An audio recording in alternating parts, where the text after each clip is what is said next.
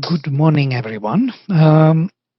Welcome to New Perspectives in Social Development, held by Sri Aurobindo Integral Life Center, Fountain Inn, USA, and Surat, India, in collaboration with Auro University. We're happy to have with us today Jared Quek, who is the member of Sri Aurobindo Society Singapore branch, and who has been practicing integral yoga in conjunction with his Christian faith for 20 years. He holds 2 postgraduate degrees from the University of Oxford, specializing in Indian philosophy, Christian theology, and business administration. He works in the educational sector and invests in technology companies. I wanted to mention that his thesis was on integral monism, comparative study of Kashmiri Shaivism and Sri Aurobindo's integral philosophy. So today Jared will focus on the stage of mental subjectivism as described by Sri Aurobindo in The Human Cycle, sharing some thoughts on the myth of Atlantis and its cardinal importance to the coming age of the mental subjectivism, briefly contrasting this vision of the future with the offered by Western transhumanists who believe in using human augmentation technologies to alter society and destiny. It's a very provoking thought subject. So I welcome Jared. So Jared, please address the audience. So we will have 40 minutes, 45 of his presentation, and then we will have questions and answer sessions at the end. So please post your questions into questions and answers box. Thank you. Thank you, Vladimir. Okay, so good morning or good evening, everyone. There's a bit of echo, Vladimir. I don't hear echo. Okay. I heard a little bit, but speak a little bit more, Jared, and we'll see. Okay, so so you can hear me clearly, right, Vladimir and Radhe? Yeah. Yes. Okay, great. So the slides are being shown, just to confirm. Yes? Yes, we can see. Okay, thanks so much. Okay, so again, good evening or good morning, everyone. So this is actually the part 2 of what we were discussing the other time, mental subjectivism. And I'll do a very brief recap of part 1 before we move on to part 2, which might be actually the more provocative of the 2 parts, actually. So, I mean, the conventional view of the future, as discussed last time, is one dominated by technology, of AI, of genetic engineering, of starships, and so on and so forth. But Sri Aurobindo, if you study the works of Sri Aurobindo, I think what we need to really imagine or envisage is not a linear progression, but really an extraordinary bending of the curve that will take us to what he calls the spiritual age of humanity. One of the great differences of Sri Aurobindo with many other spiritual thinkers is that he envisaged not an individual transformation of humanity, not say just individuals being transformed, but the whole collective society of humanity, communities of humans being transformed. And that is really something very unique. And in this spiritual age of humanity, where the spirit takes the forefront in society as a whole, this is where the knowledge of the spirit as ultimate reality takes center stage. As he writes, that a society which was even initially spiritualized will make the revealing and finding of the divine self in man the supreme, even the guiding aim of all its activities, its education, its knowledge, its science, its ethics, its art, its economical and political structure. So it is not merely, or should we say, it does not stop an individual transformation, but a social transformation, the transformation of education, knowledge, science, ethics, art, and so on. And this is what characterizes the spiritual age. And Sri Aurobindo not just believes, but his whole work is oriented to take us there. for those who have been who have studied Sri Aurobindo or his disciples, we know about the descent of the supermind, which is his main work, so to speak. And the supermind is meant to facilitate this coming of the spiritual age. So this is something already very extraordinary.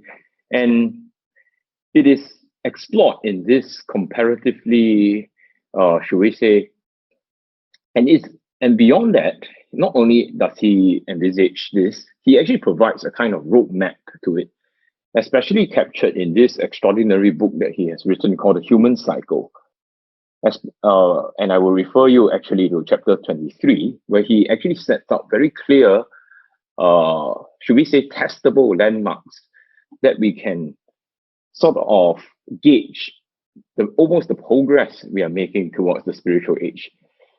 So this book, Human Cycle, even in Sri Aurobindo circles, among people who study his works, I would dare to say it is comparatively neglected, actually, compared to, say, The Life Divine, Savitri, Synthesis of Yoga, and so on.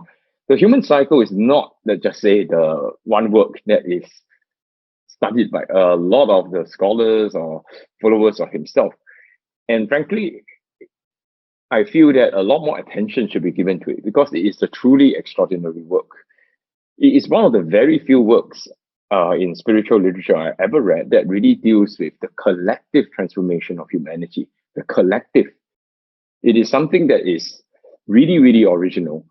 And beyond that, in, say, chapter 23, there's actually a very clear roadmap that helps us understand where we are at, society as a whole.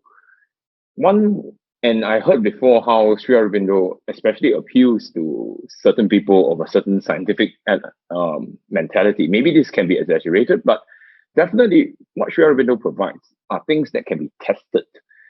He does not provide airy-fairy stuff that, you can take it like it's in any way you can. Actually, he provides very precise indications of many, many things.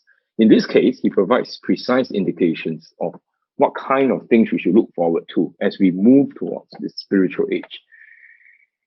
So one of his predictions is that he says that for the spiritual age to come, both society and the individual must be ready. And for society, or what he calls the so-called common mind of man, to be ready, he gives another very clear, precise prediction. He said the first essential, that means it must happen, sign, must be the growth of the subjective idea of life, the idea of the soul, the inner being, its powers, possibilities, its growth, its expression and creation of a true, beautiful, and helpful environment for it as the one thing of first and last importance. So he's saying that this subjective idea of life must conquer, or at least must spread throughout society first. This is about as precise as you can get. I'm sure you agree.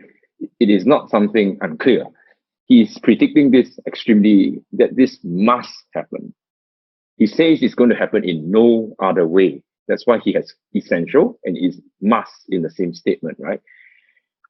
And beyond that, when he says the word soul, and the word soul here, he nuances it further. He says that at the start, we will not actually reach at one leap the soul as the spirit.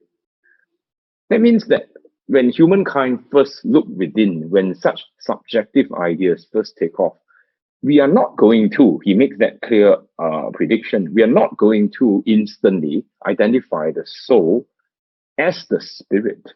Instead, he says that we will pass from this rationalistic, materialistic focus, which in the last talk we say is how it's actually in the 19th century. He gave very clear signs of that.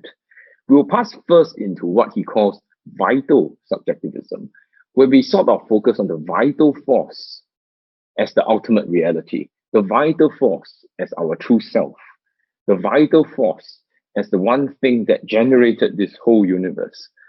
He's saying quite clearly, we will have to pass through this stage first. And as we discussed in our last part one, he gave clear indications that this vital subjectivism is something that more or less stretches from the late 19th century to about the end of the World War II. So, of course, at the time when he was writing the Arya, where he most likely first wrote this passage in the Human Cycle, World War II has not happened yet. So he was looking forward to the end of vital subjectivism. Okay, so, but where we are now at is the next stage where he sort of projects. He calls it mental subjectivism, where we identify our soul, our true self, and indeed the very true nature of the universe as the mind, however defined. So, as intelligence, however defined. He's saying this era will come after the vital subjectivism. He's looking quite far ahead at that point. And as we discussed in part one, if we follow what he describes about mental subjectivism, which is quite precise, we can probably say that we are actually deep into this stage already. I'm not going to recap what we discussed the last time about the rise of computational metaphors, the rise of certain philosophies that deals with mind as the generator of the universe, the whole universe as a computer simulation, the rise of the internet and all those science. So as I argued the last time, most likely we are in fact deep into this final stage. And the year 2020, last year, was a hinge year, which actually accelerated many of these phenomena. So of course, from one perspective, it is a very, very good thing because mental subjectivism is the last stage before the spiritual age of humanity. And again, we may not need to be surprised that things have moved so fast in a sense, because if we are followers of Sri Aurobindo and if we have faith in his works and the mother's works, we all know about the descent of the supermind in 1956, which is the culmination of Sri Aurobindo's work and the one great change in the descent that will take us forward. And we therefore should not be too surprised that the stage of mental subjectivism has in a sense been accelerated. Or in fact, the movement through vital to mental subjectivism has in a way been accelerated. In fact, that's exactly what it should be. If we believe that the supermind can speed things up, hedonize, he used the interesting word, the life divide, hedonize, that means make more enjoyable the whole process. And we also explored in part one how when mental subjectivism, we are likely to be reaching this particular stage of mental subjectivism where, because mental subjectivism itself has multiple stages, as we described the last time, we are most likely going to reach what he calls the true stage of mental subjectivism, where on the collective level, within certain communities, we breach the barrier between our surface mentality, our outer mind, our outer life, our outer bodies, and our so-called inner being, the vast mind and life and bodies that lie behind us. Again, this is something he predicts in very precise terms, with no qualifications, so that's why I find chapter 23 of the Human Cycle a truly extraordinary chapter, because it is there, for all to see. It is something you can really compare with what's happening around the world with, it's nothing big there, really. So, and he's saying that this society is, when we breach that barrier, there will be societies where the ideal of the development of one's inner being takes first place, no longer about economic growth or technological growth for its own sake, but where the growth of one's inner being is seen as a chief task of the human being and the chief thing that society needs to facilitate. Needless to say, this must first take place in pioneering communities first, like Auroville and so on, and the ashram and so on. Not everywhere, but certain communities, certain nations, and so on and so forth. This much is clear, and this is what we discussed in the last part one. And my own belief, as I tried to show, is that this is not something that's far off. In fact, it's something that's very likely to happen in the next few decades, actually, if we look at the science that he has analyzed. So this is something from Sri Aurobindo about the rise to true mental subjectivism. But it is conceivable that this tendency to mechanize life, which is the first stage, you can say, of mental subjectivism, may hereafter rise to the higher idea of man as a mental being, a soul in mind that must develop itself individually and collectively in the life and body through the play of an ever-expanding mental existence, through the greatening of its mental and psychic being, our souls, and the discovery bringing forward the organization of its subliminal nature and its forces, the utilization of a larger mind and a larger life waiting for discovery within us. I find these to be very hopeful words, that behind the chaos of this world, which we discussed in part 1, there's something great like this waiting to happen, that in certain communities, this bringing forward of our subliminal nature is going to happen on a collective scale, not on an individual scale merely, which has happened many, many, many times before in the spiritual history of man, but on a collective scale. And he is saying that this must happen before we can attain the spiritual age of humanity. We cannot leap from the physical man in one step to the spiritual age of humanity. It's not going to happen. He makes that very, very clear in chapter 23. He says this stage of mental subjectivism is a must. It must happen first, a necessary step. It might be a quick step because of the supramental descent, a quicker step, but it cannot be a step you can just jump across. So this is something really hopeful, which perhaps in the next few decades, in my view, we are going to see actually in a certain collective, collective scale. And we are not going to read this because in the interest of time, this was already dealt with in part 1. The slides will also be made available. He's basically saying that this age will bring about wonderful things, a new science, which is basically a kind of occultism, which will bring the physical world into a true subjection to our minds and spirit. It will develop a new art and beauty. It will bring about closer interchange between human minds and probably human nations, hopefully, and so on and so forth. So it will be a wonderful thing that we should look forward to. And you can tell even from the short extracts I'm taking, he does not describe this in a vague way. He describes this in a very precise way. He has foreseen this, and we can look forward to it happening. Now, so that brings us to our discussion today. There's quite a lot of material, and I will not be, as Vladimir suggests, I'll not be rushing through it. I'll do what we can. The rest of it, we'll just leave it as in the slides, because this is both an interesting and maybe a rather large topic to be discussed in 45 minutes, especially given the need for a recap. So I'm going now into what Sri Aurobindo and the mother talks about on Atlantis. Basically, what we are trying to do here is Sri Aurobindo's corpus of work is huge, as all of us know, 20 plus volumes and so on and so forth. And the mother's corpus of work, if you include the agenda, is really huge if you put them all together. But when we do try to get all of them, much of it together, sometimes we can see connections that may not be so apparent. And now what I'm trying to do is to draw this connection between mental subjectivism and what Sri Aurobindo mentioned about Atlantis. And we will see that if we draw this connection without even taking a leap into the unknown, which actually I plan to take in part 2, we can arrive at some very, very interesting conclusions. So the first thing, I will tell, for the first section of this talk, so to speak, we will be sticking very, very closely simply to a holistic consideration of his works. And I think we can arrive at some very, very interesting conclusions already. The second section, which we may not have much time for, I'm going to take a bit of a leap and discuss some radical notions. But we will stick to everything in Sri Aurobindo is radical, right? But I'm going to take a leap of faith, so to speak.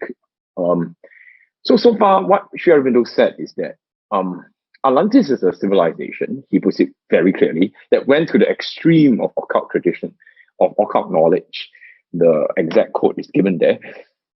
And what he says is that if Atlantean civilization attained an extremely developed and generalized inner knowledge, then actually it's not the conclusion is in fact inescapable that it must have attained to a degree the stage of mental subjectivism.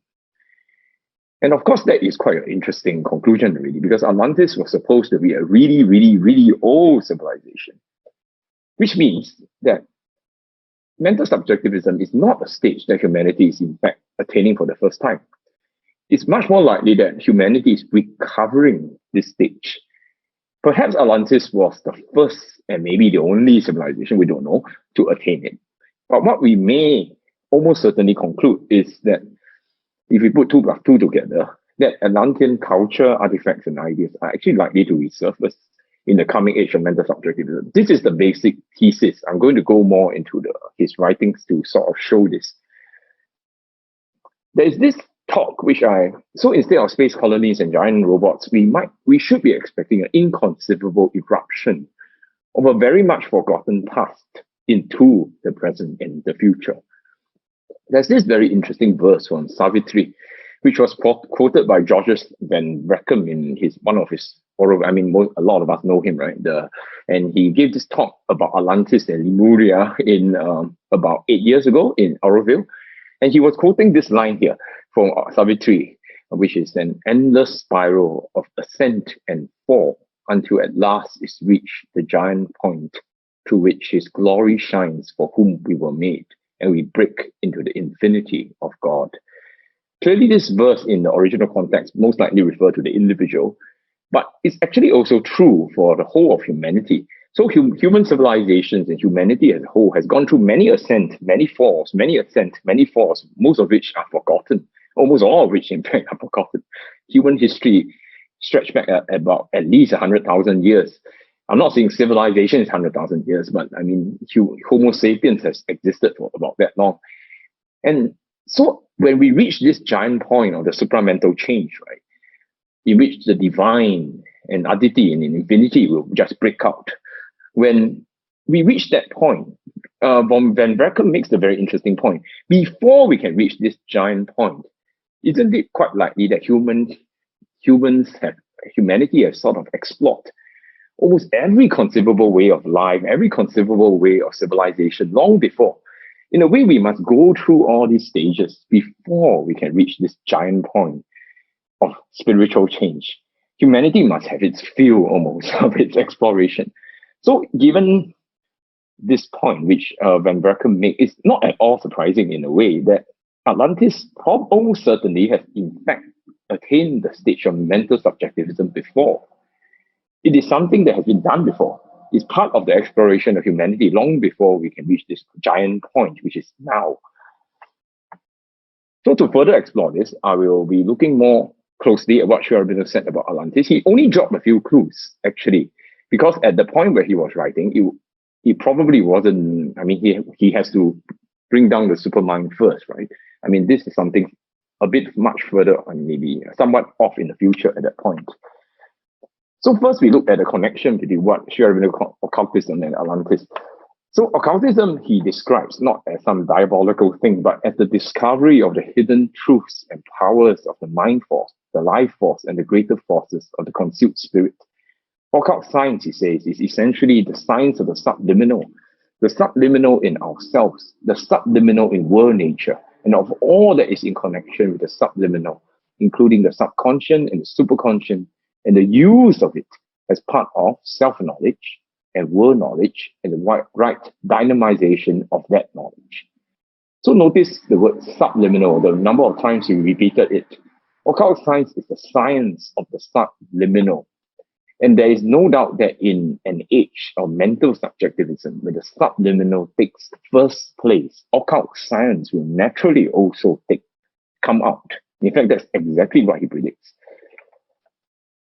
And Sri Aurobindo, in no uncertain terms, link Atlantis with occultism. If you look at this rather old writing of his, 1908, right, rather early, or I think 08 or so, he says that for man intellectually developed, mighty in scientific knowledge and the mastery of gross and subtle nature, using the elements as his servants and the world as his footstool, but undeveloped in heart and spirit, becomes only an inferior kind of asura, using the powers of a demigod to satisfy the nature of an animal.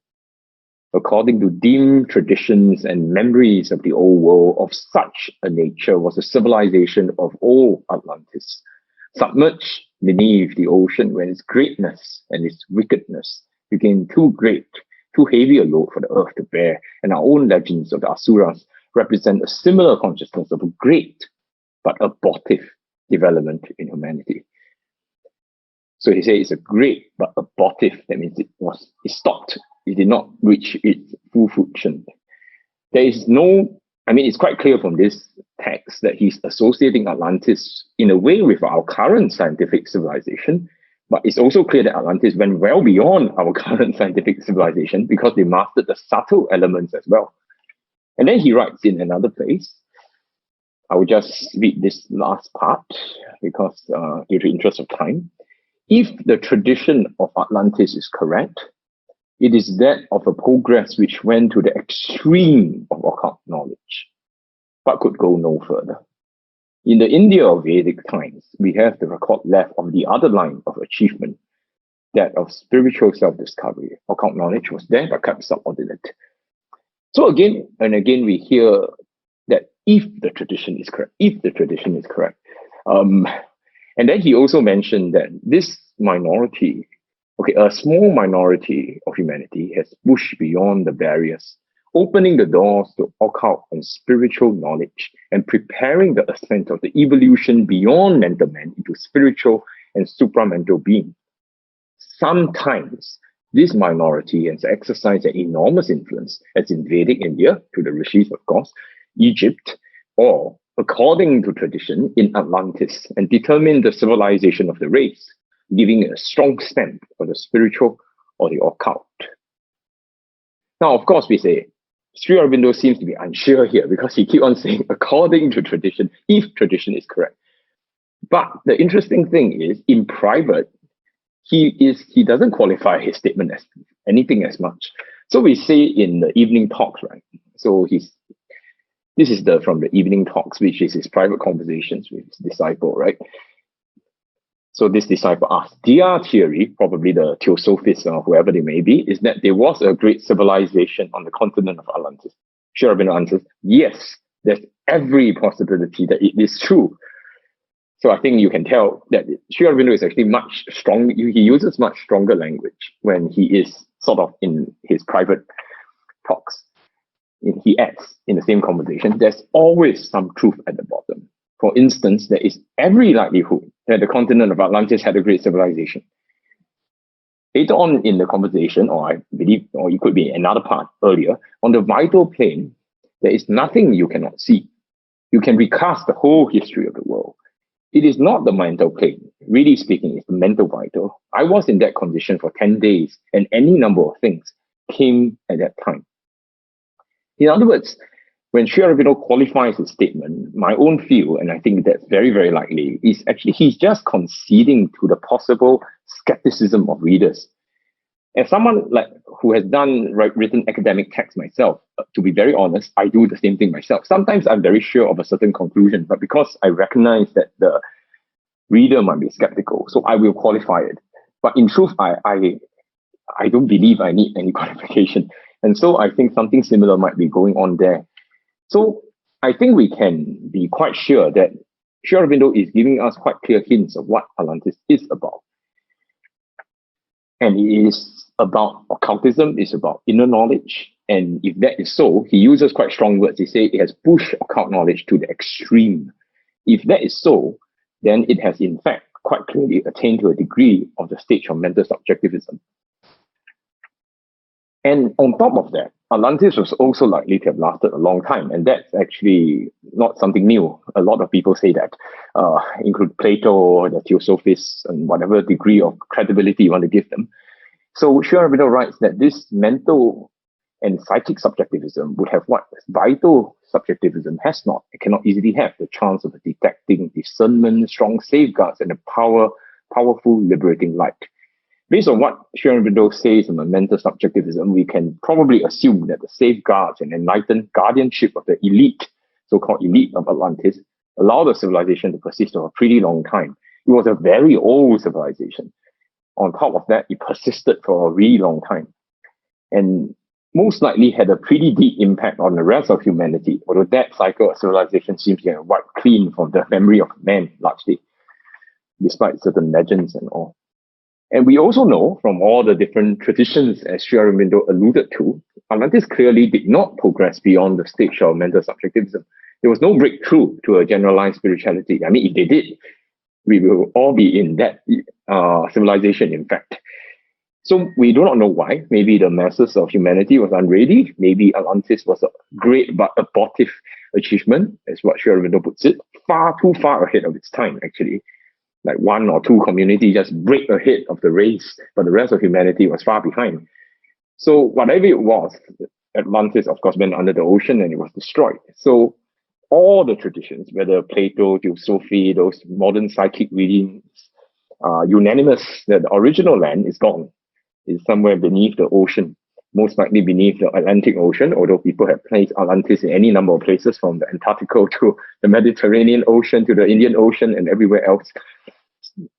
But an exact cause of that varies as well. So although everyone agrees that some form of severe corruption, in Plato's original, it was basically the divine nature from Poseidon, the god of the ocean, or Varuna in the Vedic equivalent, had sort of set in. The divine nature was diluted and the Atlanteans became corrupted. They were half divine. They were a half divine race at the beginning, according to Plato, but they lost it gradually. Or if you quote from the Bible, the earth was full of violence and a great flood came. So, despite the fall, what we can, if we put 2 plus 2 together, I think it's quite clear that society is, if our society is to re-attain mental subjectivism, then again, Atlantean culture, artifacts, ideas are likely to resurface. Of course, the word how is that going to happen? It will be open to question. It could be archaeological findings, it could be reincarnated souls, it could be just new ideas that are not new at all. They actually come from the subconscious of man, from the buried layers of the Atlantean age. In fact, a lot of things are probably like that. That a lot of the so-called new ideas we have in the society are actually very old ideas. They were just forgotten, but they start resurfacing. Nature, Prakriti will just bring them up at the right time. I think that's one idea that Sri Aurobindo explores a few times. Okay, so at this point, I think we are still sticking very, very closely to the writings of Sri Aurobindo and the Mother. The Mother does not directly, as far as I know, I did a thorough search of the Mother's existing writings on Atlantis and Yafune, actually nothing. But why that is so, I have no idea. But what Georges van Bracken wrote in one of his books, he cited some children of the ashram who claims, this is a second-hand account, who claims that the Mother did speak of Atlantis, and she says that the physical and spiritual science, I mean the occult sciences of Atlantis were well ahead of even our current civilization, which is quite an extraordinary thing given how powerful, in a sense, we are in physical technology, right? But that is not a source I could verify. I have no idea where the Mother mentioned it. But I think that Sri Aurobindo and Mother are one, right? And we, based on the writings of Sri Aurobindo, the conclusion so far and the discussion so far, I think is quite well grounded. However, now we shall, in the remaining time of about 10 to 15 minutes, I would like to move on to something a bit more radical. Something that is, I wouldn't say not directly supported, but I need to qualify that we are going to move a bit further off from the writings of Sri Aurobindo. Although Vladimir will tell me that nothing can be really taken away from the writings of Sri Aurobindo, because really his vision is so global. Everything is sort of prefigured in seed. And okay, but so what am I? I actually am of the opinion that, to just put it bluntly, I do not think that Atlantean civilization has actually ceased to exist. I'll put it out there. That's actually what I'm going to argue. Generally, in most of the traditions we talk about, we believe that Atlantis was something of the past. It's gone forever, and so on and so forth. But if we look at it carefully, based on the books of Sri Aurobindo and so on, I actually don't think that is likely. In fact, I think that Atlantis actually still exists. Now, why do I believe such a weird thing? I think there is a chain of logic I'm trying to demonstrate here. Again, I qualify, this is not, Sri Aurobindo didn't write about this. He did not say that Atlantis still exists or anything of that sort. But let's just consider what's going on. First is that all the existing traditions that I know of indicate that Atlantis, not all the Atlantis died in the cataclysm. They were survivors. In the famous story of the Great Flood in the Bible, there was Noah and his family, right? I mean, that's one story all of us know. And it's true for the rest. Plato may not directly, as far as I know, wrote about survivors, but he wrote Atlantis as a giant empire that stretches well beyond Atlantis. It seems inconceivable no one survived. Now, the second thing is that the survivors will almost certainly include members of what Sri Aurobindo called the occult elite, right? So-called, that guided Atlantis. Again, I need to emphasize the word occult has nothing to do with the diabolical. It just means people who understand the inner worlds, who can tap on the powers of the inner worlds, wizards, if you may, but something like that. If nothing else, most likely these occult elite have foreseen the disaster. Now, the third thing to establish is that occult science is based much less on cumbersome machinery. It's much less, therefore, likely to be lost or reduced in effectiveness, even in a terrible disaster. And whatever machinery is so-called, in fact, that's the very nature. I mean, in India, we talk about the Siddhis and the Siddhas, right? The people who are accomplished, who have mastered occult powers. The thing that Siddhas need, generally speaking, is, well, themselves. They use mantras, they use the power of concentration, they use the power of their vitals.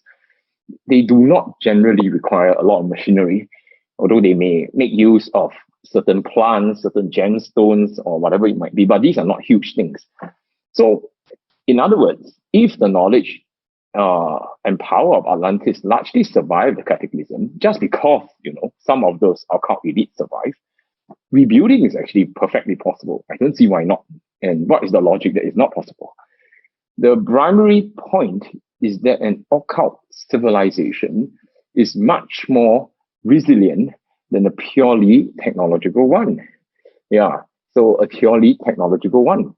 I heard the Force analogy given before. They say that, okay, so Atlantis exploded, right? And the survivors must have degenerated in savagery. But let's just look at this idea closely. The analogy they give is that let's transport, say, 5,000 Americans from New York City into the middle of some very backward developing country. Let's not use any names or anything. It's very insulting. Let's just say 5,000 Americans to some very, very, very, very backward country with no technology, no power plants, nothing whatsoever. So they say, what will happen to these Americans? Of course, the Americans will descend into savagery because our physical technology, our internet, our power plants are dependent on a huge amount of machinery. That is true. If our physical civilization blows up, we will descend into barbarism. But let's pause for a moment. Do that need to be true for the Atlanteans? Because as Sri Aurobindo clearly wrote, Atlantis is a civilization that pushed the occult science to the extreme. So if a number of the Siddhas, so to speak, the Atlantean elite, so to speak, let's not say a large number, let's just say 100 of them, survived the disaster, they will actually largely retain their effectiveness and their so-called technology. In fact, their knowledge and power is likely to be pretty much untouched. They may have lost certain things, no doubt, unless but they can certainly rebuild the whole of Atlantis if they wanted to. So the question is, so the only way in which Atlantis can be completely destroyed is the highly and almost impossible scenario where every last Atlantean is killed. And that, to me, is just, it does not adhere to the whatever legends we have of Atlantis, which is why I thought the logic is much stronger to assume that Atlantis actually still exists. So then, of course, the next question is, if the Atlanteans still exist, and if they have largely so-called rebuilt their civilization, then where are they? Shouldn't we see them flying all over the place and sort of being one of the leading country in the world, and so on and so forth, teaching the rest of the world? But the answer to me, at least, is that the Atlanteans have done that before, and their civilization collapsed because it was open to the world. That is a very important point to note. In fact, I feel that if any rebuilding they would do, they would seek to avoid the mistakes of the previous cycle. And if we think that Atlantean civilization have disappeared, it's actually not like necessarily a sign of extinction, but a deliberate concealment. Because old Atlantis represents a nation of gnosis open to the world, an island of light in a sea of inconscience. Here I am actually quoting from Sri Aurobindo. He wrote about that in the context of the overmind consciousness. This openness empowered certain purposes. But when you exchange between civilizations, where you have this nation of light and knowledge exchanging with the rest of the world, which is far, far behind, this interchange actually can increase the chance of corruption and fall. After this, their ruinous fall and war, the surviving Atlanteans may just have decided that the hidden city will better serve their purpose. They may have chosen to so-called disappear. It's not because they have all died out. And in this community of light, a Shambhala, so to speak, they may just continue advancing for the last 10,000 years or so and just wait patiently till the world is ready for their return. And I think what we're arguing here, yes, I am taking a leap from the writings of Sri Aurobindo, but if you follow the chain of logic, I think it's not something out of the realms of possibility. In fact, I am quite convinced that it is very possible. And on top of that, the very interesting thing is that with the supramental descent, it has brought about a lot of interesting possibilities. Here, I'm running out of time, so I'll just go through very, very briefly these possibilities. So if Atlantis still exists, and let's just say it will reappear at some point, right? Especially at the point when mental subjectivism has taken off, then there is one possibility is in fact they will come immediately into conflict with the rest of the world because they are quite different and they're so scary and that kind of thing. Or perhaps they could live in harmony with the rest of the world. Yeah. And the point about the supermind is that the supermind is a force. I'm just reading from here. This is in a different context, I must qualify. It's talking about the Gnostic community that will be established by the supermind. But it is to be supposed that the new and completed light of the supermind will bring also a new and completed power. It might not be necessary for it to be entirely separate. It might establish itself in so many islets and from there spread through the old life, throwing up upon it its own influences and filtrations, gaining upon it, bringing to it help and illumination, which a new aspiration in mankind might after a time begin to understand and welcome. It is actually possible that perhaps the supramental consciousness can make possible that if Atlantis were to suddenly appear again, it might make possible a much greater chance of harmony between the rest of the countries and itself. And it's also possible for it to be no longer like hidden and isolated. That's just something for us to think about. Yeah, so this part further establish it. As I say, the slides will be made available. So the radical speculation, so to speak, I'm making here could be considered in greater detail through the work of Sri Aurobindo and all that. And the last part, which I will not go through, is how this curve is likely to look at. Very briefly, and Sri Aurobindo. So again, for this last part, we are again returning very closely to the writings of Sri Aurobindo. We are no longer talking about Atlanteans who may emerge out of a cave. We are talking again about how the age of mental subjectivism will look like.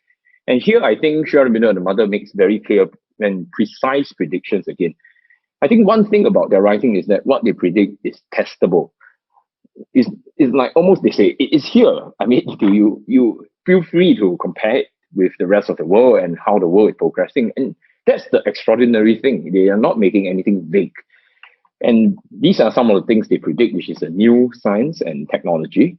In this new, what we may call the Atlantean curve or the mental subjectivist curve, okay, where we mastered hundreds of forces, inner forces and elements.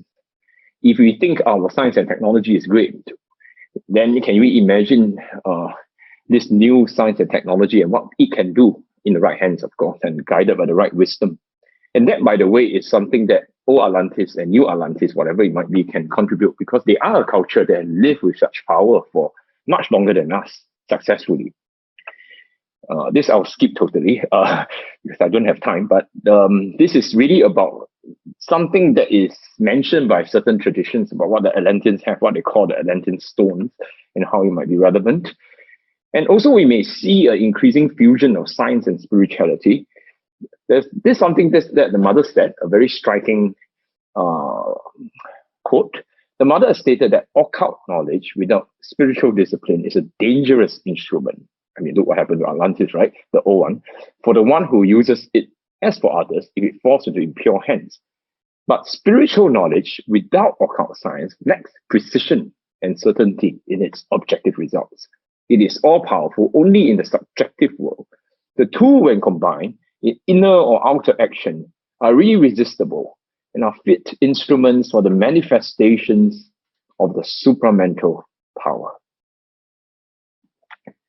The two, when combined in inner or outer action, are irresistible and are fit instruments for the manifestation of the supramental power. To me, the two countries that come to mind is India and Atlantis. It's like coming together kind of thing, occult and spiritual force. So this I'm going to skip. And the last thing is about the significance of mental subjectivism and the recovery of occultism, is that Sri Aurobindo wrote in no uncertain terms, and the mother two in parts of the agenda quoted here, that there needs to be a new supramental material substance that's needed for the manifestation of the supramental body. A new physical substance is needed, and a new process of direct manifestation is needed. And it seems very, very plausible that the mental subjectivist communities, Atlantis or otherwise, will be the ones who will be pioneering something like this.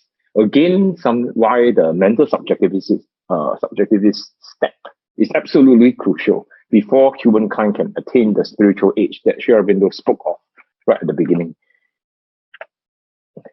Okay, this is just saying how Atlantean civilization might possess certain technologies that it may be tied to this particular manifestation. And so we do my own feel and my own intuition and logic and my study of Sri Aurobindo's writing is that I will make this somewhat radical notion that the mental subjectivist stage will carry with us a reborn Atlantis, actually.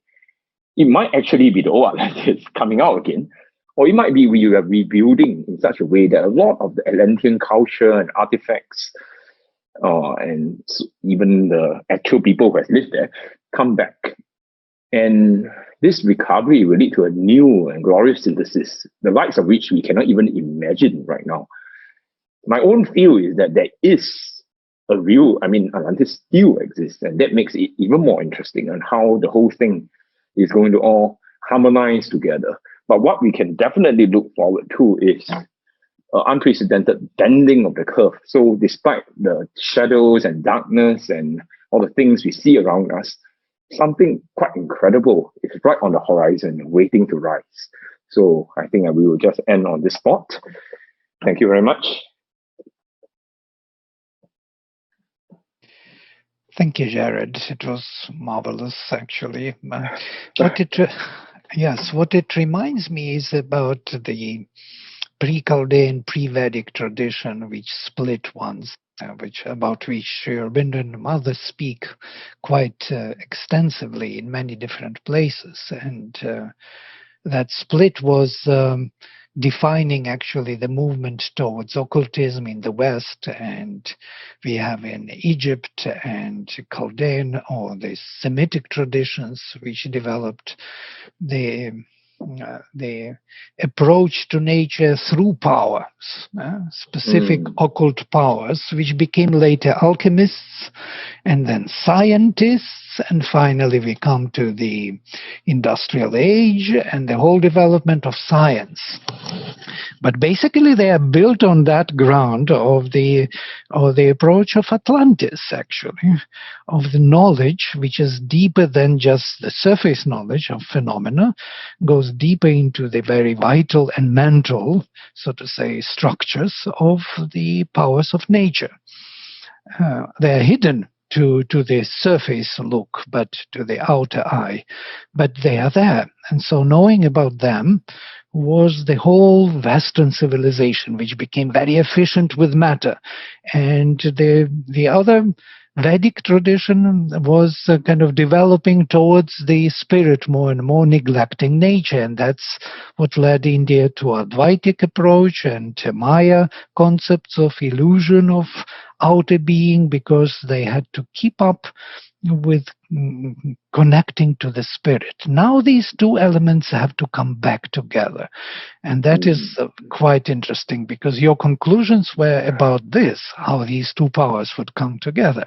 Power and knowledge, consciousness and power, they have to again join, and that would be the supramental kind of support for the supramental manifestation. Thank you. It was very, very enlightening and interesting. Your thoughts, especially about Shambhala, and because there were several people. There was Rurik, who was searching for Shambhala for 5 years, walking in the Himalayas with his expedition, and he found something, but he never could speak about it. When he was asked about did he find Shambhala, he didn't want to answer. So most probably he did, otherwise he would say no. He was a very honest person. And his pictures are very famous, whatever the art he created. Yes, it's in the New York exhibitions were exhibited, and they are still in New York somewhere. So about the Himalayas, very beautiful pictures. So it's quite interesting. It was this kind of thinking about finding our origins, of the technological origin, scientific origin of humanity. Yes, it would be interesting to explore. So it's just my reflection on what you said. Beautiful. So there are several questions here. If you want to address them, shall I read them to you, or you would like to? You can choose, right? Okay. How does it work? Okay, they're asking more how you integrate Christianity in Sri Aurobindo's yoga. I think these are first questions before you were even engaged in your topic. May I leave them till the end? It would be interesting to hear for me also. I was always curious how you do that. Okay, they're closer to our conclusion. Can you comment about the Atlantean Stones? Because you skipped that part. Yeah, I skipped that part partly because of time, partly because Sri Aurobindo and the mother, I always have to qualify right at the beginning, does not speak about the Atlantean Stones. So whatever I'm going to talk about now is taken from other traditions and whatever I may have discovered and whatever it is. So this is the first qualification. None of this is directly from Sri Aurobindo and the mother, although no doubt, as what Vladimir has said before, everything is in the writings, especially in Savitri. Yeah. So the Atlantean Stones represents, so to speak, the highest achievement of the Atlantean culture, in a sense, or art. The idea is that they use these material artifacts to incarnate subtle forces, chosen subtle forces, which is very, very interesting, because if you can incarnate these subtle forces, it makes these subtle forces far more accessible. For instance, if we are to try to bring out some higher mental force, as the Sri Aurobindo writes, right, that's far, far above our normal intellect. To do that will take a huge amount of tapasya and all those things, even with the right mantra and all that, it will be very, very difficult. But if the higher mental force, let's just say, is really vibrating in this physical vessel right in front of you, it is a very different matter to invoke it. So according to certain sources, it seems like the Atlanteans have a very complete view of such stones. I use the word view deliberately from the Tantra. That means you can see the hierarchy of creation as a ladder, right? But what if you take this ladder and flatten it into a wheel? And this wheel is spread out like that. And all these stones capture and incarnate these subtle forces in this way. So in other words, one reason why the Atlanteans managed to push occult knowledge to the extreme, as Sri Aurobindo puts it, is actually they are able to access these subtle forces far more easily than us. There's nothing mysterious why they can do that if they have something like this. All the subtle forces which we have to sweat and do tapasya, and even then may just go mad and never reach, it is right within their grasp because of the Atlantean stones. So needless to say, that is the foundation technology for everything else they do. So what is the significance of Atlantean stones in the supramental age? Is that this is the art of incarnation. And needless to say, the supramental creation, the supramental body, is the ultimate art of incarnation. It seems as if the Atlanteans already have the prerequisite knowledge to do a very great extent what this materialization of supramental body is required. So to put it bluntly, they may be the one culture that can materialize this new substance much better, much more easily than almost anyone else. But of course, again, going back to what I said at the beginning, all that I said so far, while drawing on some elements of Sri Aurobindo, and the Sri Aurobindo mother never, ever talks about the Atlantean stones. Why? Is it because they don't exist? Perhaps. But perhaps it's also because it's not meant to be known, not at that point anyway. I mean, the focus of Sri Aurobindo the mother at that point was spirituality, transformation, bringing down the supermind. Talk about things like that. Honestly, we just detract from the purpose. But I think the time is approaching when talk of such things will be much more productive. So maybe that's my answer, I guess. Yeah, there is one more question. So after mental subjectivism, there is psychic subjectivism, which is higher, isn't it so? Well, I think if I understand Sri Aurobindo correctly, he includes the psychic as part of the subliminal. So, in other words, in the age of mental subjectivism, we need to discover the psychic being together with the inner mind. That is not the full thing yet, but I think the psychic, at least in some people, will need to be discovered because it's the integral part of our subliminal being. So I don't think Sri Aurobindo will delineate another stage of psychic subjectivism. From mental subjectivism, we will rise into the spiritual age once we recognize the spirit and not the mind as the ultimate reality. That is in chapter 23. You can check it out. Yeah. There are two interesting views here because psychic is actually subjective, individual form of consciousness. Yeah? Whereas when we speak about the collective consciousness, it has something to do with what he calls the national soul. Yeah. And these nation souls, so to say, they are more of the typal nature. And they support the development of the psychic beings and give it full kind of environment in which they can flourish. There is an occult understanding of these things, which kind of we need to study more, to speak about. But here is another question from the same person. It's quite difficult to imagine an isolated advanced civilization which sprung up very suddenly. Instead, probably Atlantis is an alien civilization. Is it an alien civilization? Well, I'm quite convinced that Atlanteans are humans, but we have no idea of knowing what preceded Atlantis. Like what Sri Aurobindo has written, I don't want to misquote him. I think it's something along the lines of how not 100,000 of humanity's history is still preserved, or names and so on. That's just a paraphrase. But the fact is, I'm sure there are civilizations even before Atlantis. None as advanced, of course, most likely, but they were preparatory movements. Because Atlantis, the dates are actually quite well known, right? Plato dates Atlantis, the fall of Atlantis, to 9,000 in the Critias in his dialogue, where he mentioned Atlantis. He mentions that it's about 9,000 years before his time. So roughly speaking, it's 11,000 BC where Atlantis fell. Atlantis is not that long ago by the context of human history in terms of we have been around Homo sapiens for about 100,000 to 200,000 years. So Atlantis is should we say, relatively recent development, which is, by the way, another reason why I don't think they died out. Yeah. Okay. So, right. What about the Ice Age, which took place in between? Maybe that was also the case why we were thrown back into the Stone Age to start from the beginning, as it were.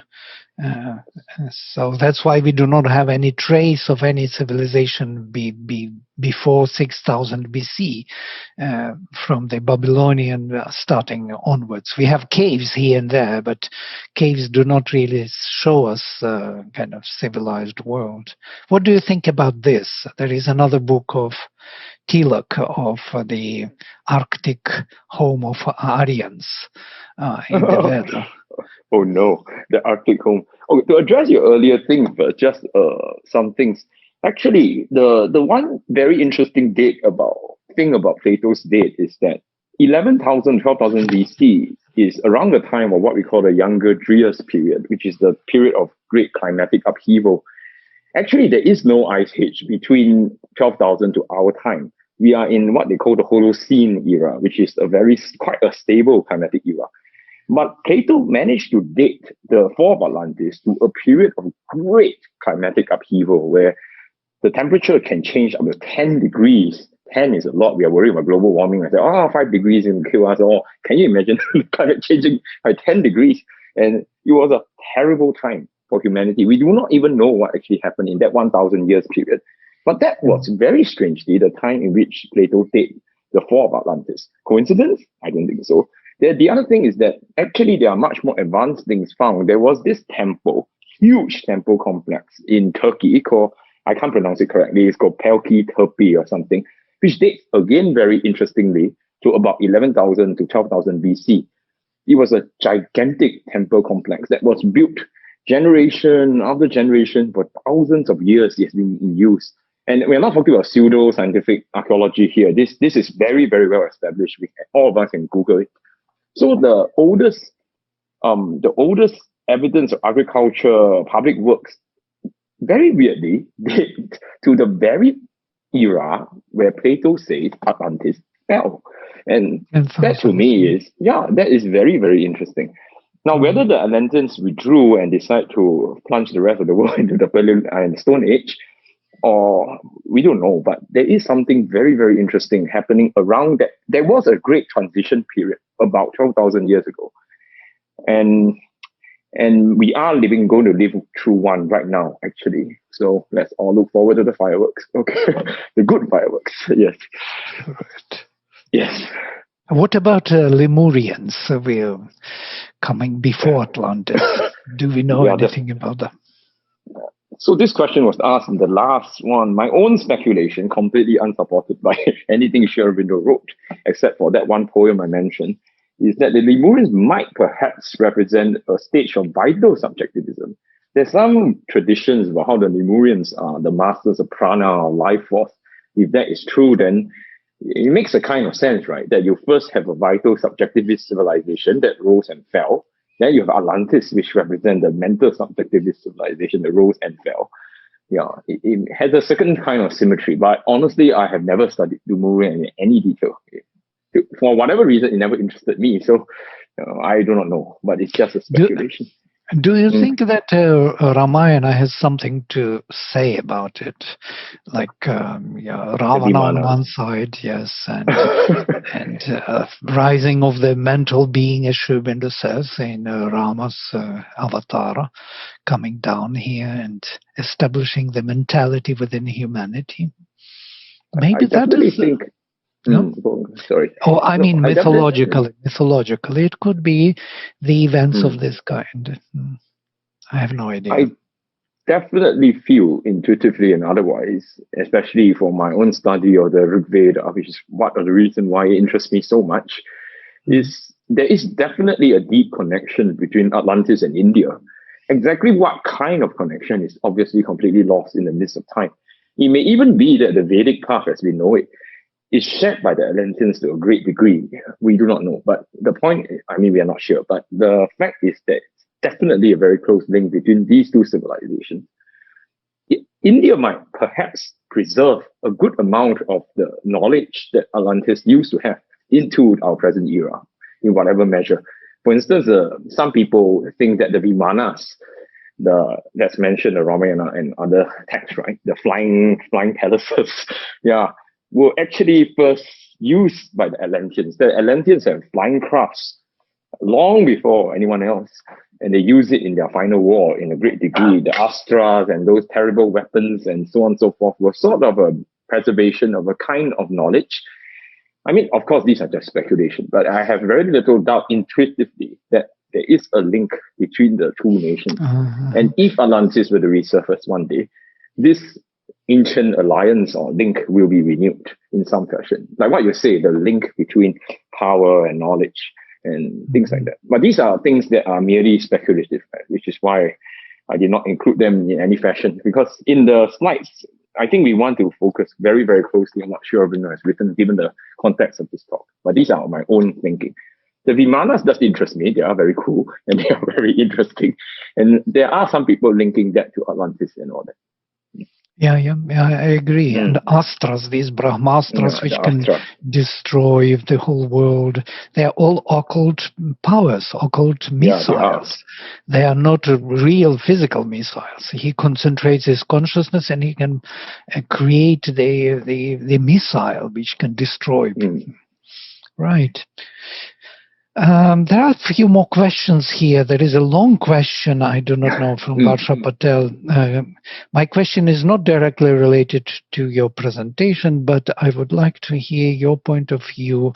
I was wondering if you see a class revolution of some sort happening in the near future. Revolution. It's about revolution of some kind of upheaval. I ask because one paragraph in War and Self-Determination particularly catches my eye. In it, Sri Aurobindo mentions the transition from the power of sovereign kings to commercialism,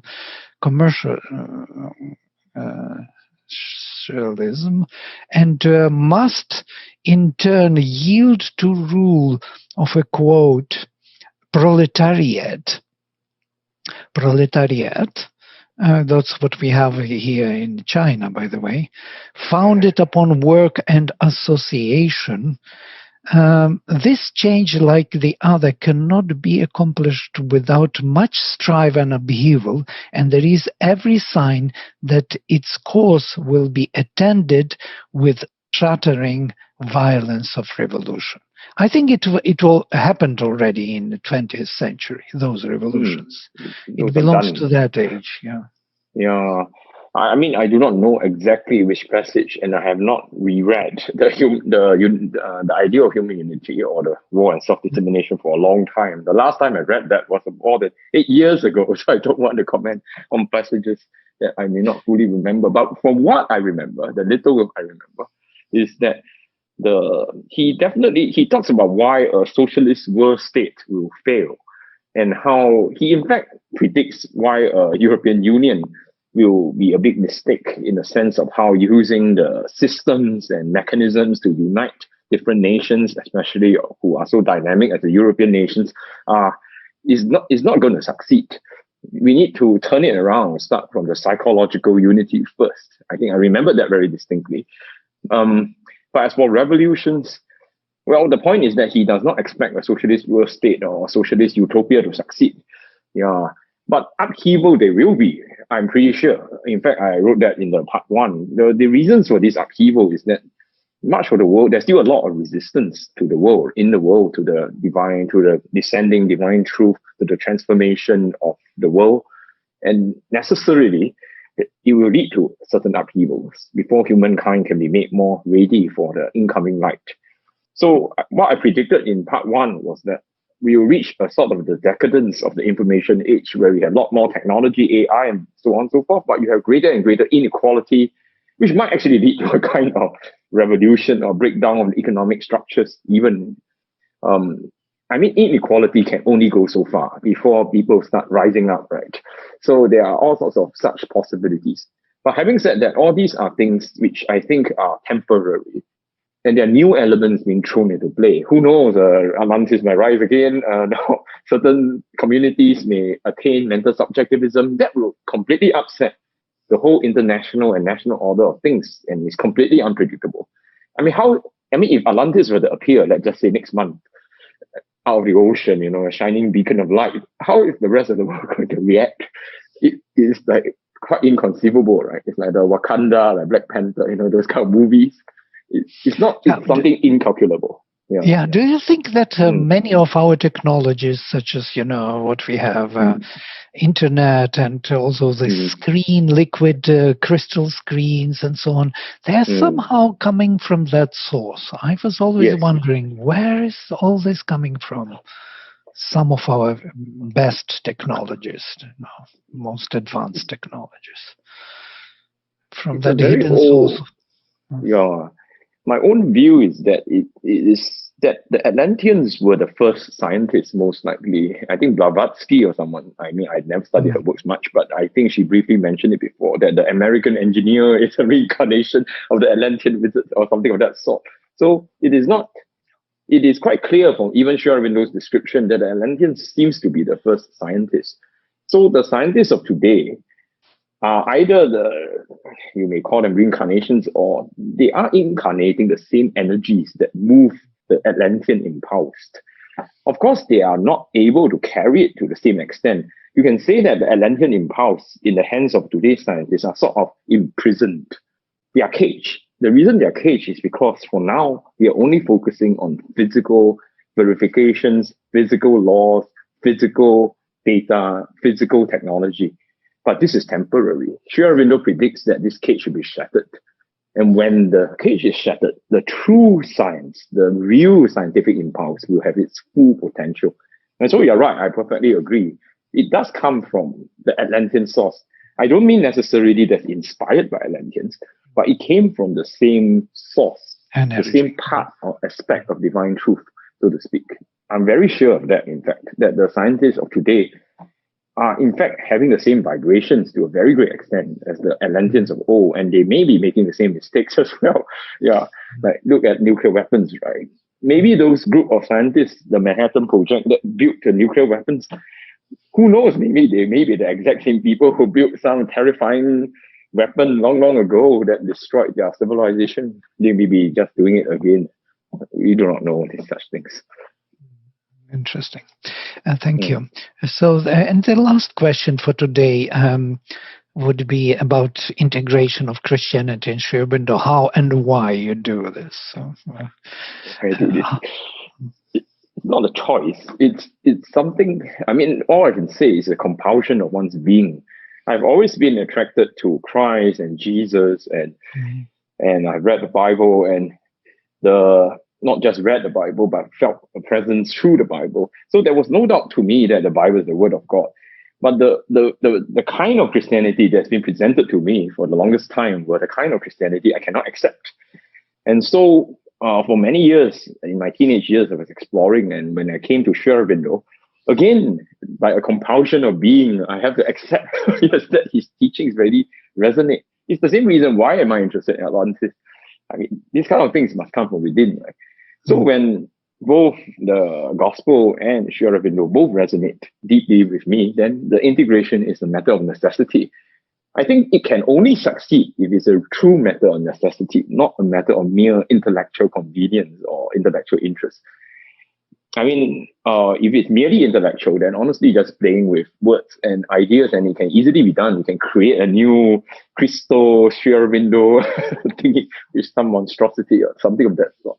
But in this case, it was because there's this inner compulsion, should we say, inner drive towards Christ and inner drive towards Sri Aurobindo and the Mother that exists at the same time. So because of that, there is no way but integration must be made. And I think that it has been made clear after so many years that the only way in which they can be fully reconciled is in the supermarket. I mean, not put it that way. In direct experience, in a global consciousness, the only way is that we must reach a kind of experience or kind of consciousness that can reconcile that. That's the only real way. In Savitri, we put it, because Savitri is actually that consciousness we are looking. In Savitri, in that consciousness, we can reconcile. I mean, I can talk about how they are linked, but really that is the real solution. We know Christ is divine love, Christ is associated with the psychic being. And I consider myself a disciple of Christ and a Christian. At the same time, I'm following Sri Aurobindo and the Mother, and definitely I give myself to the Mother and to Savitri and all. It is a combined self-giving that I am doing. And I think the only solution to that very weird integration, and many of you surely agree, is that it must break through to that global consciousness that can integrate the two. No other way can do it. I've tried every single way. No other intellectual synthesis, ethical synthesis, religious synthesis can succeed. So when my Christian friends ask me, Sri Aurobindo, yeah, but it's not, they won't be even, I don't think they can understand exactly where I'm coming from, because it's something, okay, now maybe I should not patronize him by saying that, but because I think Christianity is moving in the direction of experiential spirituality as well, actually. And that's actually one ground of reconciliation. So maybe I just stop here. So that is where I try to reconcile through experience and breakthrough. Thank you. Thank you very much. Thank you very much, Jared. It was a wonderful session, a wonderful webinar, many thought-provoking ideas, views on our past and our future and how they are related and connected on the developmental scale in time and space. We are very happy to meet with you again and to continue our dialogue. We could explore deeper these ideas and see where they will lead us in our understanding. So with this, we will conclude our session for today. Thank you again. And tomorrow... Yeah, tomorrow, just a small announcement. Radhe, would you like to make it tomorrow's announcement? Sure. Many of you probably joined our webinar a couple weeks ago when we had Dr. Sumitra Basu speak about the descent into the and ascent from the subconscious and inconscient realms. And he had a tremendous amount of information, and we had lots of unanswered questions. So he has very generously agreed for tomorrow, January 31st, and then next Sunday, February 7th, to do a 90-minute review session starting at 8 o'clock Eastern Standard Time. And tomorrow he's going to focus on the first part of this talk, which is involution, and he'll add a new topic, avatar, that he didn't get to. And then next Sunday, he'll talk about the evolutionary process. So it's both a review and time for you to ask many questions and answers. So we'll be hosting it as a meeting instead of a webinar. So you will all get to see each other, be able to open your mic and ask questions, and it'll be very interactive. If you haven't signed up, I'll be sending out one more email this afternoon. And please register and join us tomorrow. And thank you, Jared, very, very much. It was very enlightening. Appreciate your ideas and thoughts. Thank you. So goodbye. All the best. Bye. Namaste. All the best.